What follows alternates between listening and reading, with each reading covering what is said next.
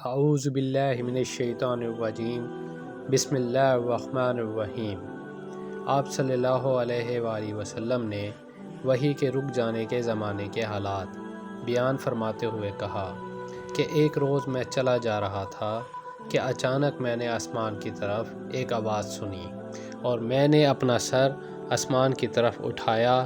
کیا دیکھتا ہوں کہ وہی فرشتہ جو میرے پاس غار حرا میں آیا تھا وہ آسمان و زمین کے بیچ میں ایک کرسی پر بیٹھا ہوا ہے۔